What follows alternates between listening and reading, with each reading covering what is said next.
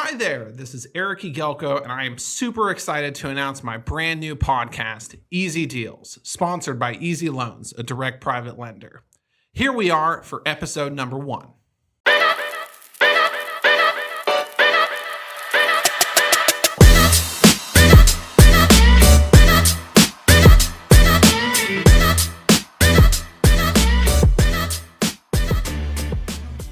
Here we are for episode 1. I am super excited to announce my first guest, my good friend and fantastic San Diego real estate agent, Justin Verdugo. Justin, welcome to the podcast. Thanks for having me.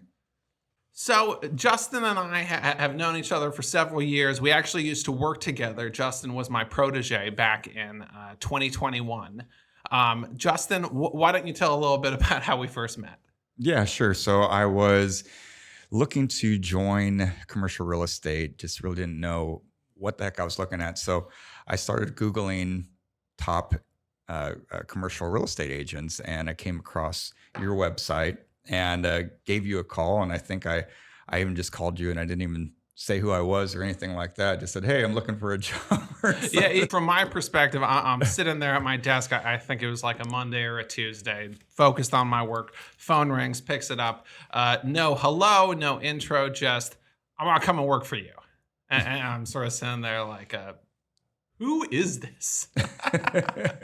but anyways, Justin came in. We did the interview. I gave him a chance, and it went really well. Justin, we had a really interesting first listing that had sort of scandalous components to it. You want to tell people a little bit about this property? Yeah, so I was cold calling in El Cajon because that's where I was primarily focused on, just a little bit more of the crummier properties.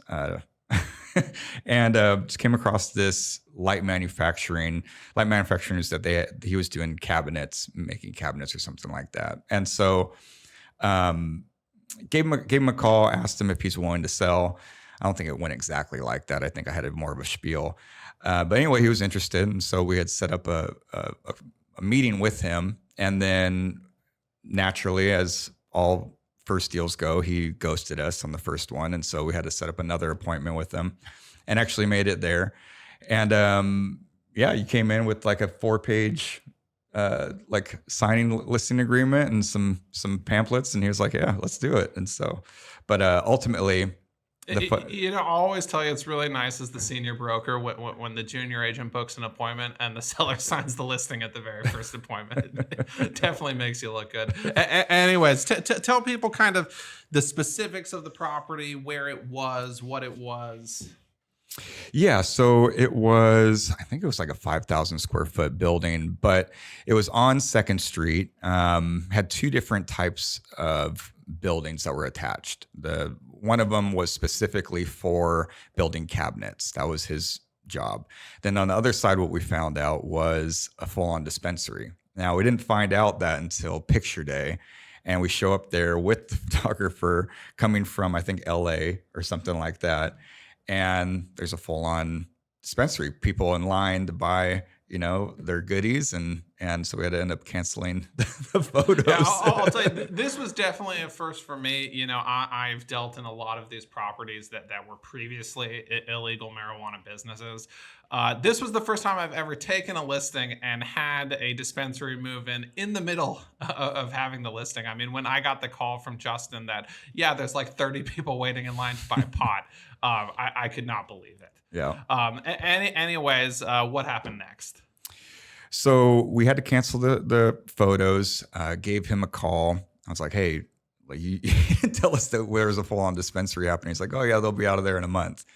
So naturally I go to you, it's like, hey, it's going to be there for a month. I forget what we did next, but basically what happened is a week passed and they got raided, and the seller was much more motivated at that point. And so we actually got the pictures done, got it listed, and had a couple buyers come by. Didn't your very first showing, the prospective buyer brought a parrot? Oh, that is right. Yeah, he did bring a parrot. That was an interesting character. We had quite a few characters that came by on that one. We had a lot of people that were looking for the dispensary shop also coming by. Yeah, no, I remember once Justin and I got this deal into escrow, we were there for the inspection, and I was in keeping the buyer on ice, and Justin was pretty much playing traffic control with people who thought that there was still a pot shop there. Yeah, yeah. This specific deal, we did a seller financing structure. For those in the audience who aren't super familiar with these kind of transactions, why don't you give them the basics? Sure. It's the seller's acting as the bank. We build out the terms, and the buyer, in a sense, pays the seller per month. After that term, whatever they negotiate is over with, then the buyer refinances with a bank. The seller gets a balloon payment. Typically, the seller's making much more than what they are initially selling for because they own the property outright. And from a buyer's perspective, especially in a situation like this where the property had a lot of unique challenges, what are the advantages to a buyer to do a seller finance transaction? I mean, you don't have to deal with the bank. You don't need an appraisal. It's a lot more streamlined. Sometimes the interest rates can be more negotiable. Really, with a bank, there's not much negotiating where the interest rates are going to be at. So, and then also the term. Communication is also another thing, but no, there's two-way street. I think for the seller and the buyer, there's a lot of pros involved. You know, I have to just mention one more funny anecdote about this deal is that we went to show the property, and the utility company had taken away the utility meter, basically in retaliation to the owner leasing to this dispensary. And we get there to do the showing, and the power won't turn on. And we call the seller, and the seller goes around to the side of the building and pull starts a gas generator, like the type of generator that you'd use for an RV. Mm-hmm. And he had this entire industrial property running off RV generators. Right. That's right. Because I remember it was so loud that we were kind of wondering where the sound was coming from because he had built a makeshift wall to block it.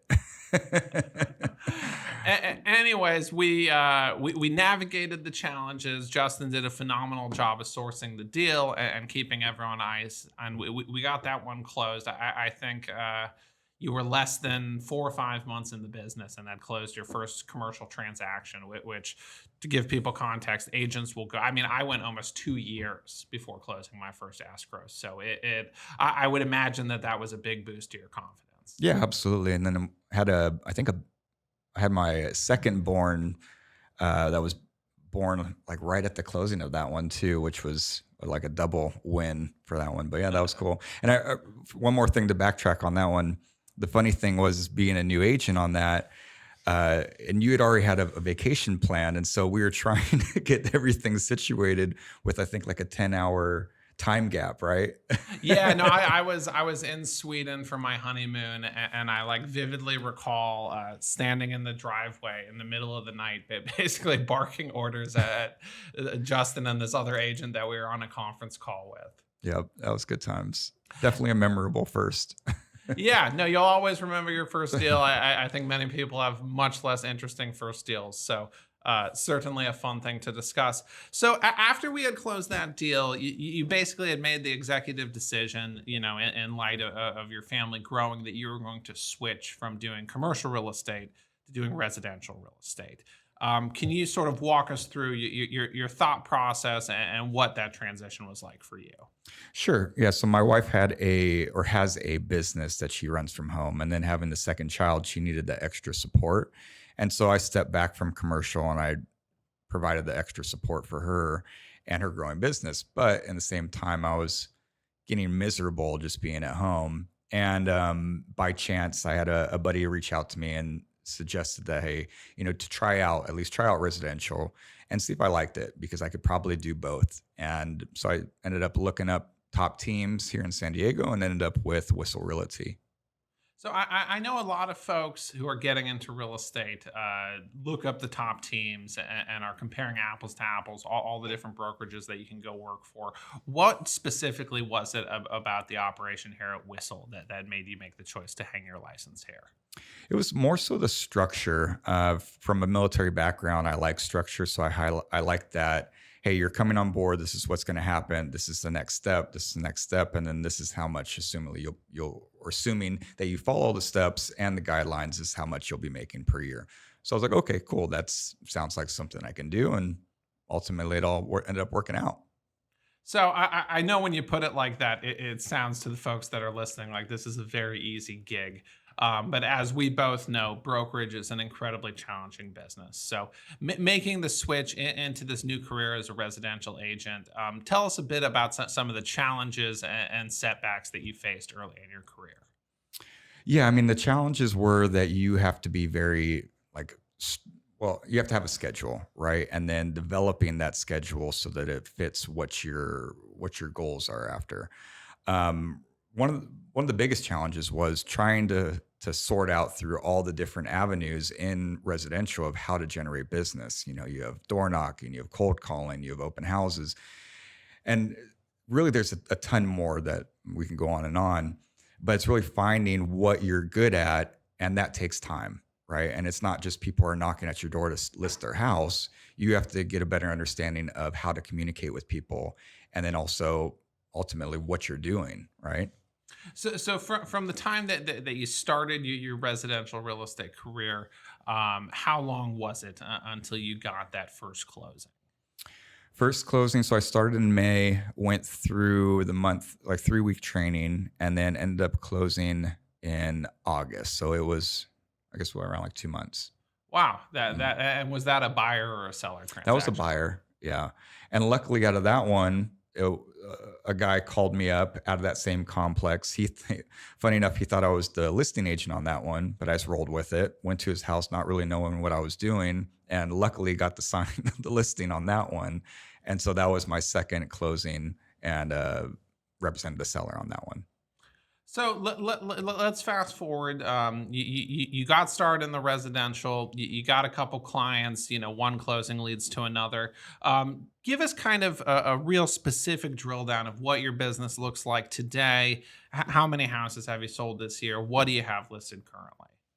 Sure. So as of this year, I have 17 closed. I have one listing right now, active listing in Ramona, that's at a 1.3, almost 1.4 million. Oh, just a But casual yeah, 1.4. that's It's a it. $1 million deal. But really, what I focus my business on is circle prospecting around listings or a specific area. And like my target is more so people that have lived in their house for 20 years plus, 2 stories, so that they actually need to downsize, a little bit older. Because you need to find that need, right? There's a lot of wants, but it's like, do I need to sell? And then how can I provide value? Another option is that I really like going down is the open house route.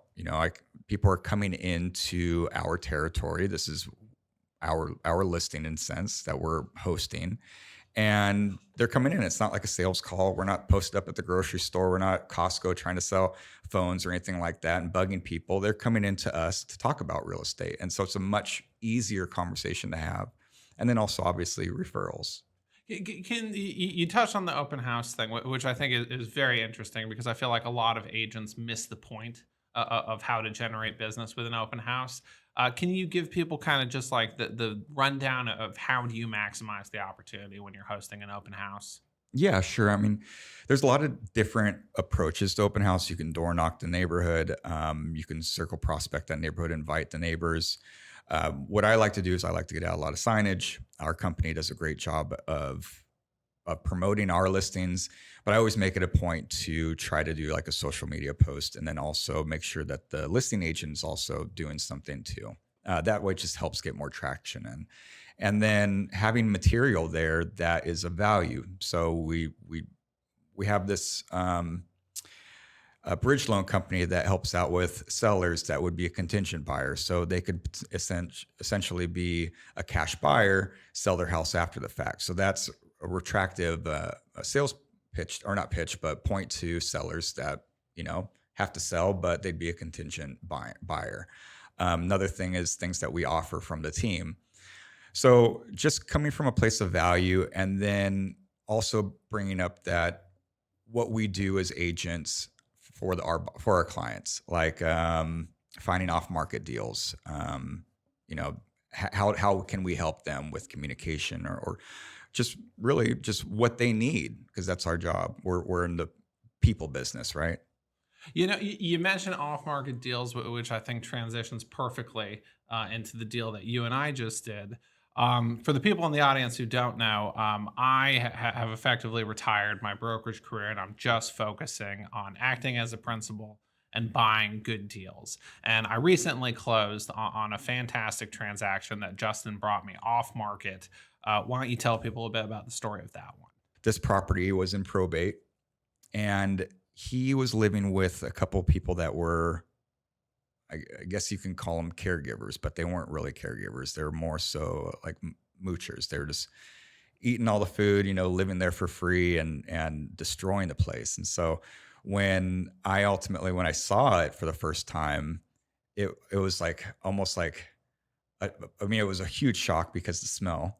Yeah, no, I was gonna say you have to bring up the smell. We'll put up some pictures and clips for the audience watching online. But why don't you just describe what you saw when you walked into this unit? Yeah, I mean, it was like half hoarder house, half like people had just been like, I don't know, just spilling everything all over the place. It was just destroyed. So it needed a lot of love. I would say that's a pretty modest description. I've bought some problematic deals in the past. This was definitely the grossest property I've ever bought. I mean, there was basically just like a single line of carpet that you could walk through to get around this house. I mean, of the 810 square feet, there was probably 700 square feet of crap covering the floor in this place. Yeah. So tell people the specs on the unit and some of the challenges that you saw in selling this thing. So it was on the ground level, 2 bedroom, 2 bath. The master had its own bathroom, but the thing about it is that there was water leaking from the ceiling. So there was visible mold on the ceiling. There was holes in the wall everywhere. I think every single window was broken. Cabinets were destroyed. The floor was destroyed. The carpet just had to be burned, buried in. Yeah, no, it was. This house had a unique challenge that these people had been smoking inside the house, and we'll put up some pictures for the audience. But there was literally like nicotine caked on every single inch of this place. Yeah. So when you first met with your client to discuss the opportunities, what was going through their head? How did you counsel them on the best way to deal with this property they had inherited? Sure. We went down a couple different options. Initially, they were thinking that they were just going to fix it up themselves and then rent it to a family member. Family member didn't like that part of town, so they were thinking about just putting in some money into it to fix it up themselves and then sell it. Not themselves, but a contractor. So we got a bid from a contractor. The bid was relatively high on fixing everything. And so they were like, you know what? After we talked, and I was like, we could sell right now. We can go the off-market route, or we can wait 6 months to a year, fix it up, and then sell it possibly at a higher price, but we just don't know where the market's going to be at. And I mean, it just made more sense for them to just sell it. And yeah. I'll tell you that this is characteristic of a lot of similar situations that I see where basically people will inherit a property with tons of equity, but they're not in a cash rich situation. So the prospect of someone who does not have a ton of capital putting, $50,000 to $100,000 into a property to potentially get that much or more for it is just not practical. So that's where buyers like myself come along. To all the agents watching this, if you have a great deal, give me a call. So you found me in kind of a spontaneous way. Why don't you tell people how we connected on this deal? Yeah, I was happened to be in the office here in La Mesa, and I think I was even working on that project, or just had a phone conversation with one of the sellers. And you came walking across the sidewalk and went right by the building. I was like, hey, and came in, and we were chit-chatting a little bit. And you even asked me, you said, hey, you don't have any off-market stuff? And I said, I have something in Spring Valley. And I think it was just like, I'll buy it, or what's the price on it? Like something like that. And I told you, and you're like, yeah, no, I'll buy it. And so it was pretty much a very easy situation from that point on. I mean, there's lots more things that we'll talk about, but yeah, that was the So oftentimes in those deals where the property is in very poor condition, the escrow process can be very stressful, both for the sellers and for the brokers. Was that the case with this deal? it was and it wasn't. I think it was just more so of like an inconvenience, right? The whole probate situation and then not knowing what to do with the property. But then ultimately they needed to sell it. And then that could have been a huge deal because of the condition of the property, right? And so the fact that you came in and you purchased it without any hiccups was a huge relief for the sellers. And did I hit you up for any credits or go back on what I promised you? No, not at all. It was the thing was that I think with even financing a little hiccup like that, you still closed it on time. Yeah, no, and I think that this is a great lesson for other investors out there that if you want to keep these strong broker relationships, you have to stick to your word. I mean, the type of person who ties up a deal just to grind people down in the middle of escrow, it may make you a couple bucks on that transaction, but you're going to burn this bridge forever. And the likelihood of a broker bringing you a similar deal in the future is pretty much zero. So you mentioned the hiccups with the financing. I just have to mention this as some of my own personal trials and tribulations with this deal is so we got it under contract. And we went the conventional financing route. We went with a bank here in town that I'm not going to mention because they pretty much crapped the bed on the deal. And we got all the way up to the point where I signed the closing disclosure. We're 2 days away from closing, and after signing the closing disclosure, the bank calls and says that they can't do the loan, which it was incredibly frustrating just because it was one of those loans where like every single day of the process was a new headache. So we didn't want to lose the deal. We really believed that at the basis we were getting in at that made sense for our business plan. So I just ponied up and paid cash. Which oftentimes when people have to switch around their financing, it creates a lot of headaches and delays. Can you speak to that? About the hiccups with financing? Or just, I mean, did the deal close on time? Did I give you any grief throughout the process? No, I mean, that's one of the main things I think that made it so smooth is that there was no hiccups, even there was no investigation. I mean, what you guys did your own investigation, but at the same time, it wasn't like you guys were asking for everything. But I can't say you guys because I was actually representing you, right? So it wasn't like you were coming to me for things to ask the sellers. It was just like, hey, okay, this is the next step. All right, check. This is the next step. Check. Let's close. Yeah, so we got it closed. It was a great deal. I mean, everything has its stresses and its challenges, but I mean, now that we have it renovated and we're going to be getting it leased here soon, I'm super thrilled. And I think none of it would have been possible had I not just run into you that day. Yeah, I know the place looks great. When I stopped by the place, and he showed me around, and it's like night and day. Well, the smell is gone. I'll tell you that much. Yeah, the smell's gone. Anyways, let's change gears here, just because a lot of the people watching want to get your expert take on what's going on. So I want to ask you a couple state of the market sort of questions. So just to start things off, do you think home prices are going to go down? I mean, I think I just saw on the news that San Diego is the most expensive place to live, so I don't see that prices are going to come down. I think that we're going to have to get a little more creative with financing, that's for sure. And so we'll most likely see something that we did end of last year with sellers' credit to buy down interest rates so that it's more affordable. But yeah, it's tough to say if prices are actually going to go down. I don't see them going down. Yeah, I have to tend to agree with you that it seems like with just such a scarcity of inventory that if we go from having 20 buyers for each home to having 10 buyers for each home, every single house is still going to sell.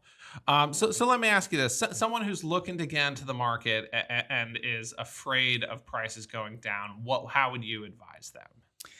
Well, I mean, honestly, when someone says that to me, I need to get a better understanding of in their head what makes sense as far as a mortgage payment, right? Because it all breaks down to that price.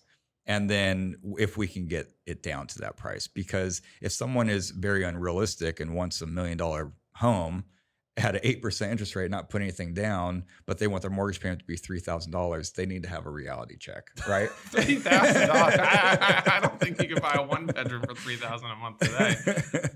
So, but no, off market deals I think are going to be a great option for someone that thinks that the market's going to crash, because in a sense they're getting a deal, right? And they're not having any competition. And you had mentioned the rate buy downs. Can you explain that for the audience, and what options buyers have to at least temporarily make some of these purchases more affordable? Yeah, sure. So initially, when a home comes on the market, if it sits for a while and doesn't have a lot of traction on it, the seller's still paying a mortgage on it typically. And so they're a little bit more motivated to get the home sold. At that point, what we can do is we can negotiate some credit from the seller's, credit being money, that is held into a separate escrow account once the property closes, that buys down the interest rate every month depending on how long the term. So there's a popular one called a 2-1 buy down, where you're buying down the interest rate 2 points for the first year, 1 point for the second year. And then if you don't refinance, the home or the interest rate goes to wherever you closed at on the home. So if we were to close today, it would be, I think, a 7.7 or something like that. Yeah. So a big question that's on a lot of people's mind, and probably the thing I get asked most frequently, is what's happening with interest rates. So if you had to guess 12 months from now, where do you think rates are going to be relative to where they are today? Well, I've seen historically that interest rates tend to go down during election year. But again, it comes down to the Fed, it comes down to unemployment. There's just a lot of things that affect it, right? And so the better the country's doing, the higher interest rates are doing. The worse the economy's doing, the better the interest rates are doing, Basically told us your story, how you went from being brand new to now selling 17 houses a year. Many of the people who watch this show are brand new to the business, whether they're agents or investors. For someone who's brand new getting into the business here in October 2023, what kind of advice would you give them to get started on the right path? I would say either join a team or get a great mentor. That way you're not trying to figure everything out on your own.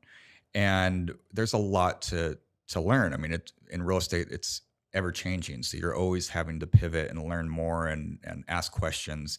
And so having someone to guide you is going to be a huge asset. Another thing is to find out what you're really good at. You can spin your wheels trying to figure out all these different avenues of making business, but really it's gonna drive you a bit nuts, right? If you're trying to do 10 different things throughout the day, when you can focus on one or two that are actually producing something for you, that's gonna ultimately be something that's gonna carry your business on. If you do all these different things and burn yourself out, then you're gonna do exactly that and burn out.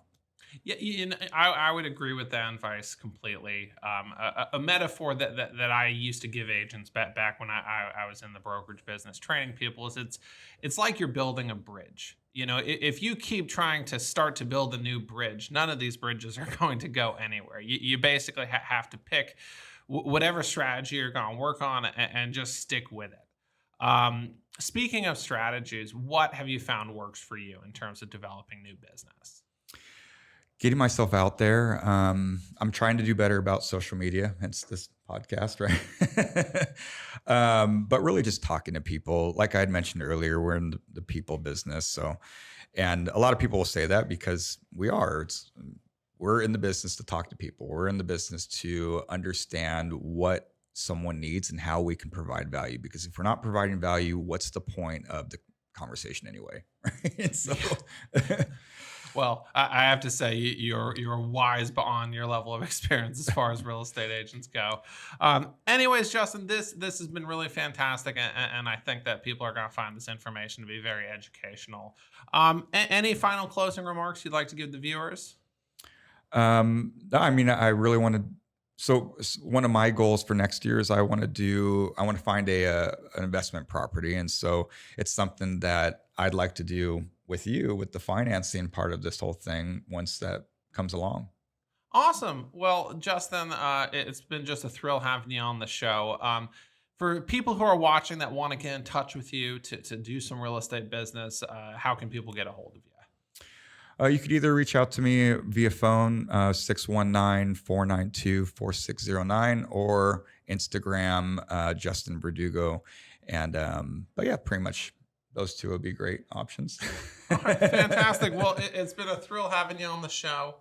All right, folks, that wraps it up for episode number 1 of the Easy Deals podcast, sponsored by Easy Loans. If you are sitting on some cash and you'd like to generate cash flow without the stress of doing a real estate deal, consider partnering with a company like Easy Loans.